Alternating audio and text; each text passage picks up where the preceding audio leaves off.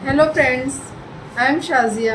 स्वागत है आपका किंडरगार्टन स्टडी ब्लॉग में। आज मैं आपके लिए लेके आई हूँ हिंदी का एक बहुत ही इम्पोर्टेंट टॉपिक जिसका नाम है विराम चिन्ह। इंग्लिश में इसको कहते हैं पंक्चुएशन मार्क। ये टॉपिक इम्पोर्टेंट है क्योंकि इससे स्कूल स्तर पर और आपकी गवर्नमेंट एग्ज़ाम में कई बार क्वेश्चन पूछे जाते हैं। और ये छोटा सा टॉपिक है, अगर हम इसको अच्छे से पढ़ लेंगे तो हम कहीं गलती नहीं करेंगे। तो चलिए स्टार्ट करते हैं हमारा विराम चिन्ह। सबसे पहले हम विराम चिन्ह के बारे में जान लेते हैं कि विराम चिन्ह का अर्थ क्या होता है, विराम चिन्ह का मतलब क्या होता है। अगर आप देखेंगे विराम,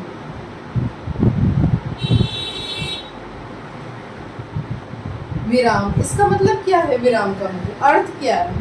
हम जानते हैं विराम का मतलब होता है विश्राम करना, आराम करना, रुकना, ठहरना। ऐसे जब हम कोई काम कंटिन्यूसली करते हैं तो हम उस काम को, जो एनर्जी हमारी स्टार्टिंग में उस काम को करने में होगी वो हमारे एंड में नहीं होगी अगर हमने वो काम कंटिन्यूसली करते रहे।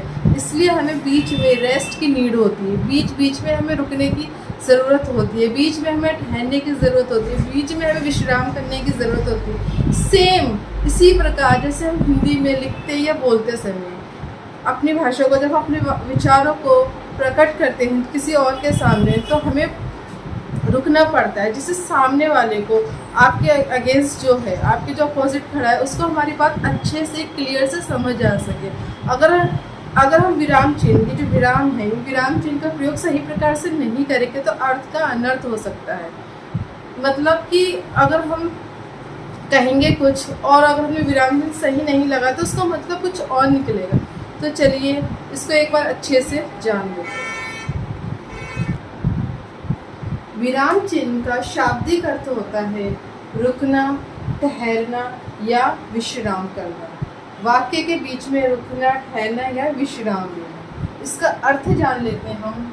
वाक्य को लिखते अथवा बोलते समय बीच में कहीं थोड़े थोड़े समय के लिए रुकना पड़ता है, जिससे भाषा स्पष्ट, अर्थवान एवं भावपूर्ण हो जाती है। लिखित भाषा में इस ठहराव को दिखाने के लिए कुछ विशेष प्रकार के विराम चिन्हों का प्रयोग करते हैं। इसे ही हम विराम चिन्ह कहते हैं। चलिए इसको और अच्छे से समझने के लिए इसके उदाहरण देख लेते हैं। देखिए मेरे पास 3 उदाहरण हैं। पहला है मोहन पढ़ रहा है।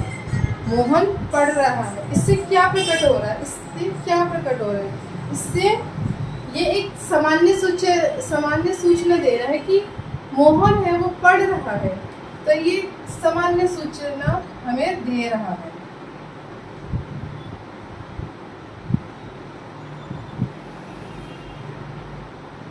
सेकंड है ताजमहल किसने बनवाया। यहाँ पर हमें प्रश्नवाचक भाव प्रकट हो रहा है। इसमें पूछा जा रहा है कि ताजमहल किसने बनवाया, तो यहाँ पर हमें प्रश्नवाचक भाव प्रकट हो रहा है। थर्ड है शाम आया है। शाम आया है, यहाँ पर हमें एक आश्चर्य भाव प्रकट हो रहा है।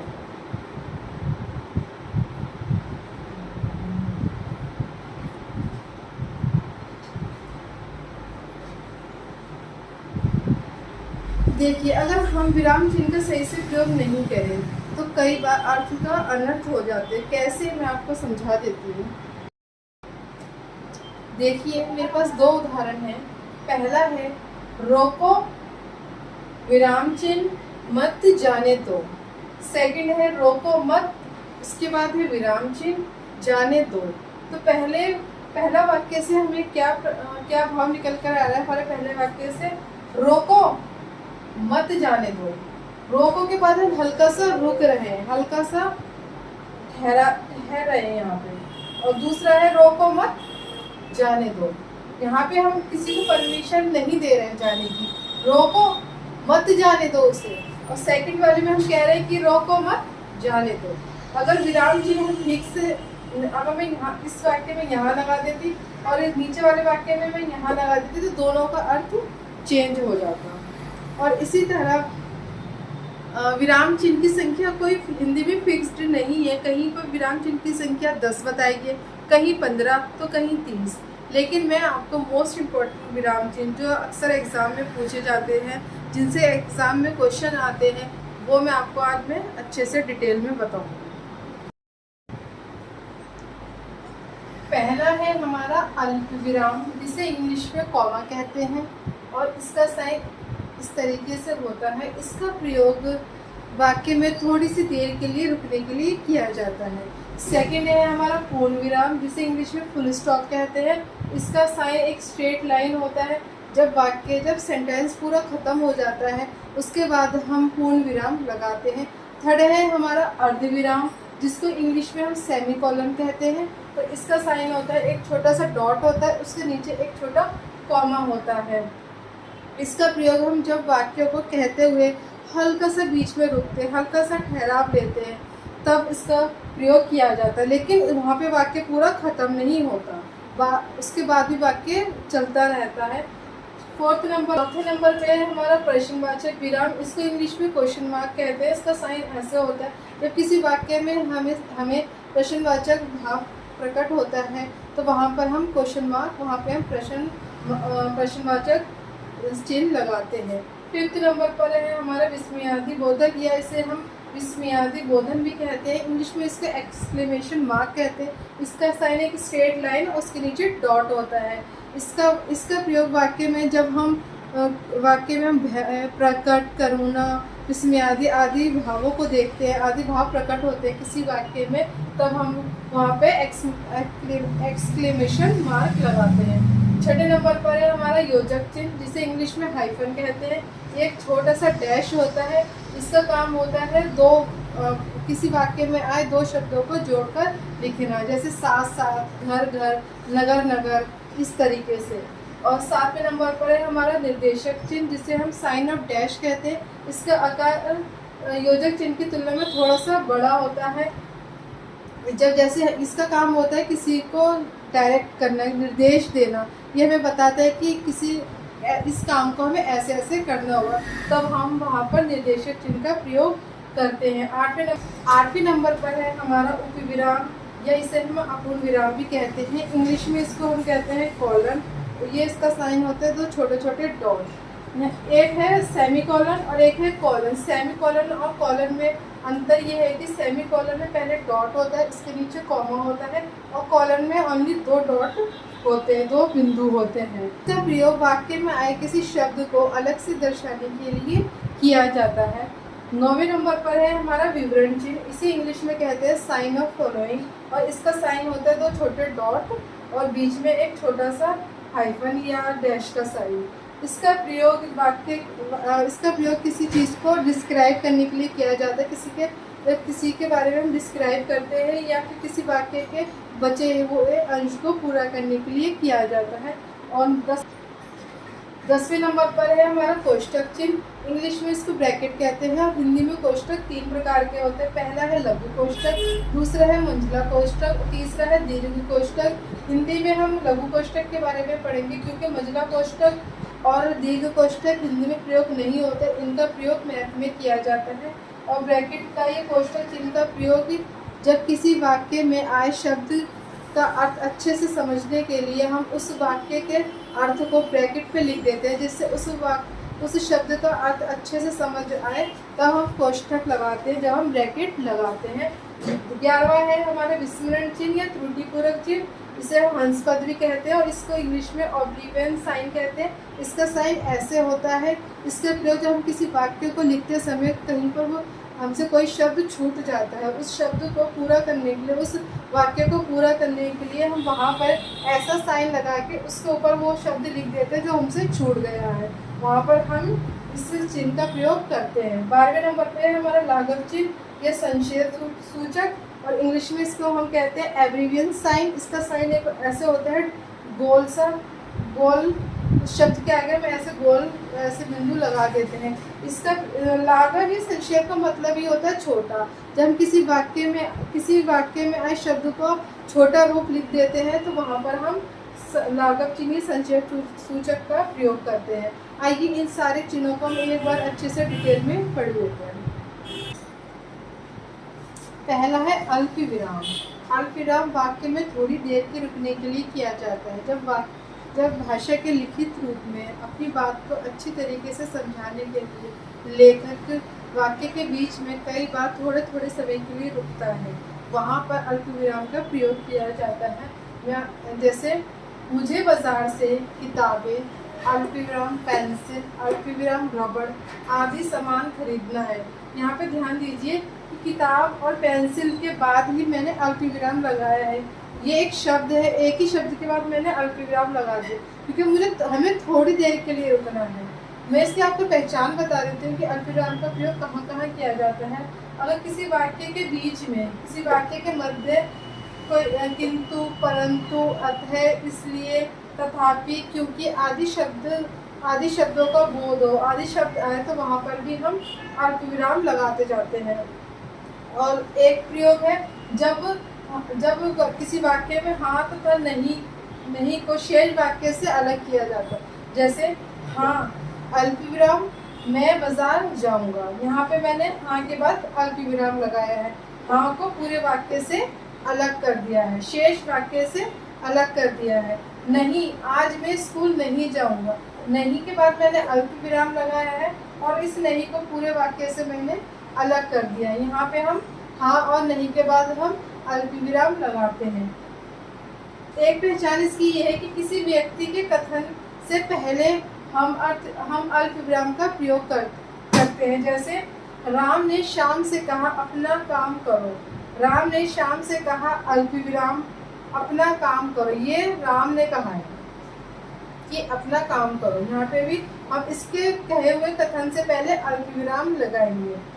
एक है इसका प्रयोग तारीख में, जैसे 2 अक्टूबर सन 1869 ईस्वी को गांधी जी का जन्म हुआ। यहाँ पे मैंने 2 अक्टूबर, यहाँ पर मैंने तारीख और महीने के नाम के बाद अल्प विराम लगाया है। उसके बाद सन आई है, 1869 ईस्वी को गांधी जी का जन्म हुआ। एक इसका प्रयोग होता है अंकों को लिखते समय, जैसे 1 के बाद अल्प विराम, 2 के बाद अल्प विराम, 3 के बाद अल्प विराम। चलिए आगे हम पूर्ण विराम के बारे में जानते हैं।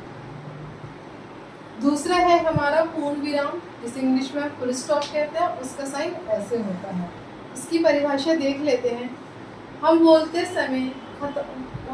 समय वाक्य खत्म होने के बाद विराम देते हैं।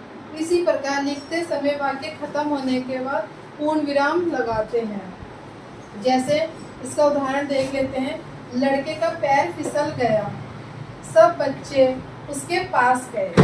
यहाँ पे हमने वाक्य पूरा खत्म हो गया, उसके बाद हमने पूर्ण विराम लगाया है। इसका प्रयोग दोहा, शायरी, छंद में भी किया जाता है। जैसे दुख में सुमरिन सब करें, सुख में करे ना कोई, जो सुख में सुमरिन करे दुख काहे को होए। इसमें पहले चरण में हमने पहला पूर्ण विराम लगाया है, एक पूर्ण विराम लगाया है, और दूसरे चरण में हमने 2 पूर्ण विराम लगाए हैं। पूर्ण विराम का प्रयोग यहाँ पे भी किया जाता है। इसमें एक अलगाव हुई है, एक एक्सेप्शन है कि इसका प्रयोग प्रश्नवाचक और विस्मयादिबोधक वाक्य को छोड़कर हर जगह। तीसरा है हमारा अर्धविराम, इंग्लिश में इसको सेमीकोलन कहते हैं। इसका साइन होता है एक डॉट और नीचे कॉमा। इसकी परिभाषा देख लेते हैं। जब वाक्य को कहते हुए बीच में हल्का सा विराम लेना हो परंतु वहाँ पर वाक्य खत्म ना किया जाए, वहाँ पे अर्धविराम का हम प्रयोग करते हैं। या ये कह सकते हैं कि जहाँ पर पूर्ण विराम की अपेक्षा कम विराम लेना हो और अल्प विराम की अपेक्षा ज़्यादा विराम लेना हो। मतलब पूर्ण विराम की अपेक्षा हमें थोड़ी देर के लिए रुकना हो और अल्प विराम की अपेक्षा हमें ज़्यादा रुकना हो, वहाँ पर हम अर्धविराम लगाते हैं। जैसे सूर्यास्त हो गया, अर्धविराम, लालिमा का स्थान कालिमा ने ले लिया। मैंने यहाँ पे अर्धविराम यहाँ लगाया, लेकिन यहाँ पर ये वाक्य कंप्लीट नहीं हुआ है, यहाँ ख़त्म नहीं हुआ है। वाक्य हमारे यहाँ ख़त्म हुआ है। सूर्यास्त हो गया, लालिमा का स्थान कालिमा ने ले लिया। 4th नंबर पर है हमारा प्रश्नवाचक चिन्ह, जिसे इंग्लिश में क्वेश्चन मार्क कहते हैं। उसका साइन ऐसे होता है।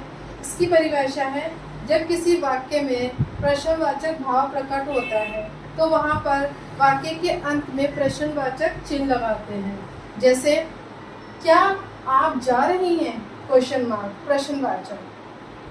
आपने उसे क्यों बुलाया, यहाँ पे हमें प्रश्नवाचक भाव प्रकट हो रहा है। आपने उसे क्यों बुलाया, यहाँ पे हमने वाक्य के अंत में प्रश्नवाचक चिन्ह लगाया है।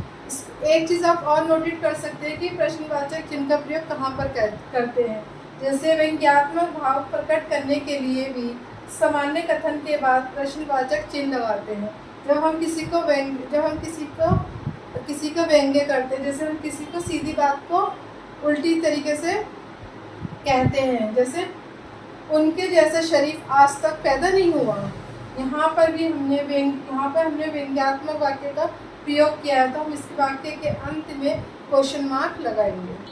5वें नंबर पर है हमारा विस्मयादि बोधक या बोधन चिन्ह। इसको इंग्लिश में एक्सक्लेमेशन कहते हैं। इसका साइन एक स्ट्रेट लाइन और नीचे डॉट होता है।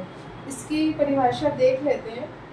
जब किसी वाक्य में हमें हर्ष, विवाद, विस्मय, घृणा, आश्चर्य, करुणा, भय आदि जैसे भावों का बोध हो, तब इस चिन्ह का प्रयोग किया जाता है। और इसका उदाहरण है, हे राम, विस्मयादि बोधक का चिन्ह, ये क्या हो गया। छी छी, विस्मयादि बोधक का चिन्ह, कितना गंदा दृश्य है। आह, विस्मयादि बोधक का चिन्ह, कितना सुहावना मौसम है। जब हमें अपने भाव प्रकट करने, जैसे हर्ष, जब हम बहुत खुश हों, विवाद, विस्मय, घृणा, ऐसे भावों को प्रकट करने के लिए हम वहाँ पे विस्मयादि बोधक चिन्ह का प्रयोग करके उसके बाद वो सेंटेंस पूरा किया जाता है। उसके बाद वो सेंटेंस आता है। 6 नंबर पर है हमारा योजक चिन्ह। इसको इंग्लिश में हाइफन कहते हैं। एक ये छोटा सा डैश होता है। इसकी परिभाषा है, इसका अर्थ होता है ये जोड़ने वाला। ये दो शब्दों को जोड़ने के लिए प्रयोग किया जाता है। और इसका प्रयोग देख लेते हैं। इसका प्रयोग वहाँ पर होता है जहाँ दो शब्दों के बीच में और का अर्थ छुपा होता है। जैसे माता, योजक चिन्ह, पिता। इसका मतलब क्या हुआ, माता और पिता। यहाँ पे और नहीं है, लेकिन इसका बीच में अर्थ यही निकल कर आएगा कि माता और पिता। ऐसे ही दिन, योजक चिन्ह, रात, दिन और रात। इसका दूसरा प्रयोग होता है तुलना में। जब हम किसी की तुलना किसी से करते हैं, जैसे सा, सी, से के पहले हम योजक चिन्ह लगाएंगे जब तुलना करेंगे। जैसे चांद सा चेहरा, चांद सा, यहाँ पे सा से पहले योजक चिन्ह लगाया गया है, चांद सा चेहरा। दूसरा है फूल सी मुस्कान, किसी की मुस्कान बताई गई है, तुलना की गई है कि फूल सी मुस्कान। यहाँ पे सी से पहले योजक चिन्ह लगाया गया है तुलना करने के लिए। इसका तीसरा प्रयोग होता है पुनरुक्त शब्दों में।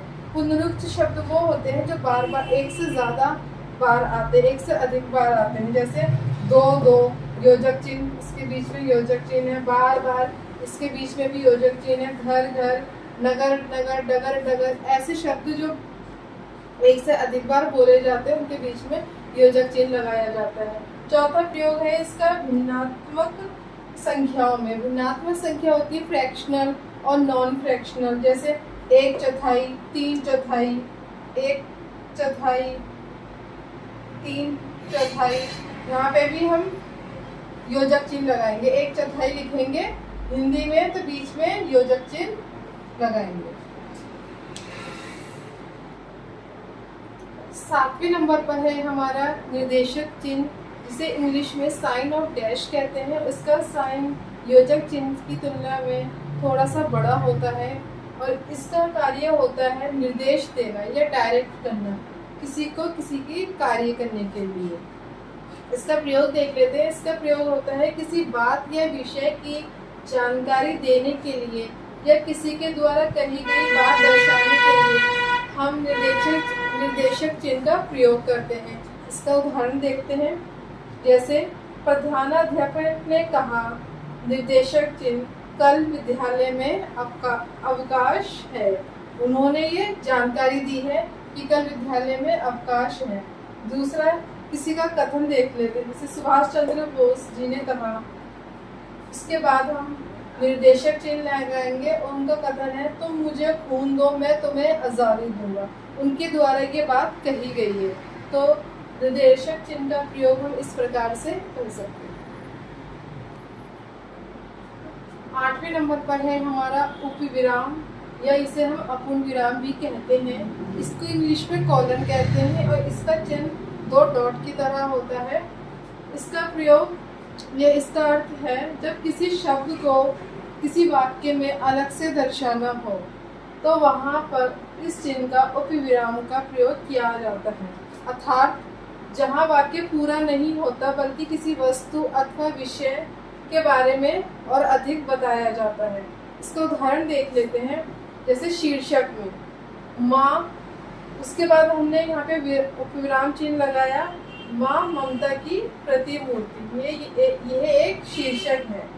दूसरा है संवाद में, जैसे डायलॉग में लिखते टाइम वहाँ पे भी हम उपविराम चिन्ह का प्रयोग करते हैं। जैसे एक डायलॉग लिया गया है, सुमन उपविराम का चिन्ह, चलिए आपको यमराज से मिलवाऊं।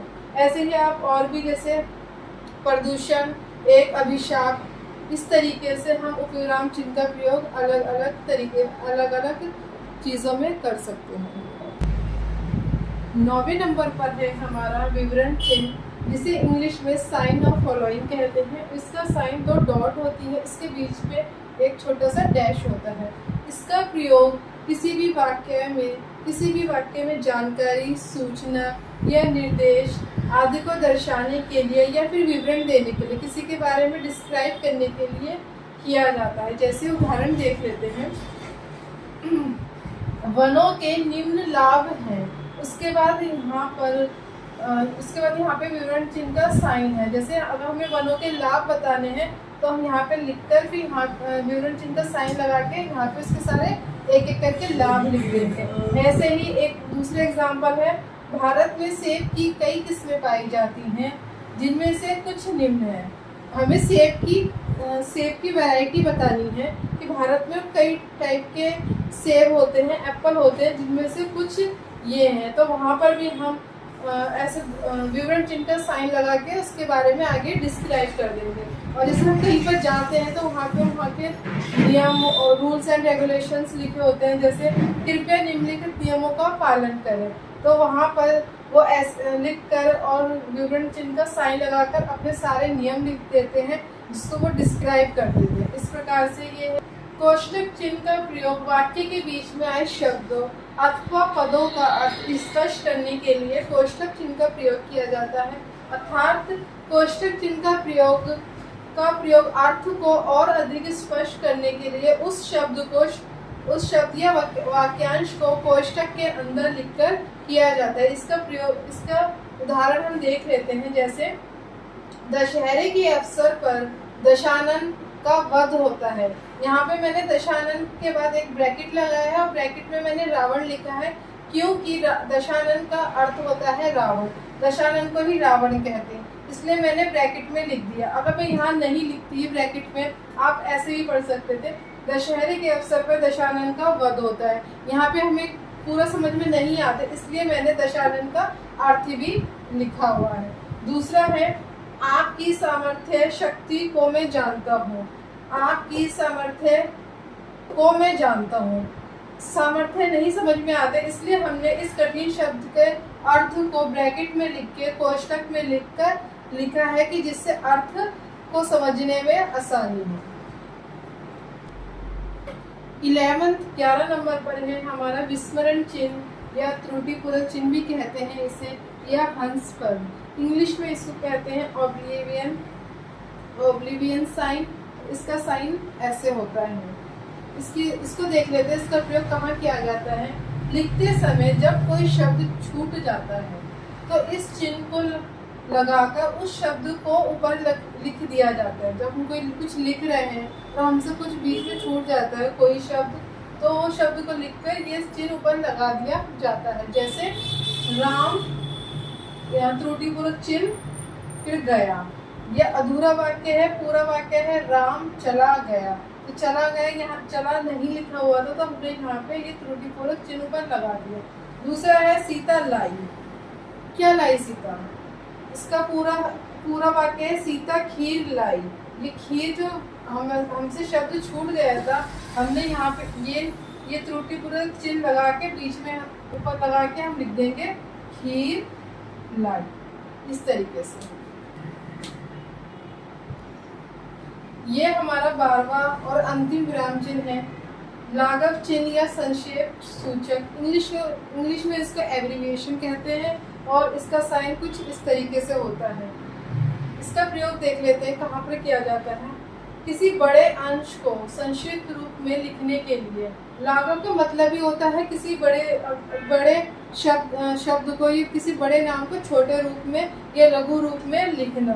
किसी बड़े अंश को संक्षिप्त मतलब छोटे रूप में लिखने के लिए लाघव चिन्ह का प्रयोग किया जाता है। जैसे डॉक्टर लिखने के लिए हम पूरा डॉक्टर नहीं लिखते, हम डॉक्टर को इस तरीके से लिखते हैं। और उत्तर प्रदेश लिखने के लिए जैसे हम इस तरीके से लिखते हैं।